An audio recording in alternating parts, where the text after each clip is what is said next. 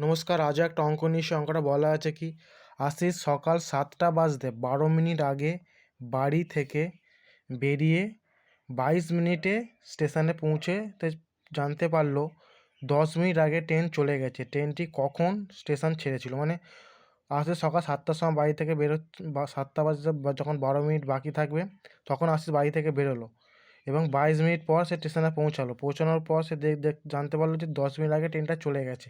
তাহলে ট্রেনটি কখন স্টেশন থেকে ছেড়েছিল? উত্তর হবে 7টার সময়, 7টা AM। আজ সকাল বাড়ি থেকে বেরোন কত বলেছে কি 7টা বাজে 12 মিনিট আগে, মানে 7টা মাইনাস 12 মিনিট। তো 7টা মানে 12 মিনিট মানে কত? 6টা 48-এ বেরিয়েছিল বাড়ি থেকে। তাহলে স্টেশনে যায় কি 22 মিনিটে সে স্টেশনে পৌঁছায়। তা 6টা 48 প্লাস 22 মিনিট যোগ করলে 7টা 10-এ স্টেশনে পৌঁছায়। পৌঁছে কি জানতে পারলো সে ট্রেন ছেড়ে চলে গেছে 10 মিনিট আগে। তাহলে 7টা যদি পৌঁছায় 10 মিনিট আগে ট্রেন ছেড়ে চলে গেছে, মানে কি 7টা 10 থেকে মাইনাস 10 মিনিট বিয়োগ করলে 7টা, তাহলে 7টার সময় ট্রেনটা ছেড়েছে। অঙ্কটা দেখতে বড় মনে হচ্ছে কিন্তু অঙ্কটা পড়লে কি সোজা। আশা করি সব বুঝতে পেরেছো।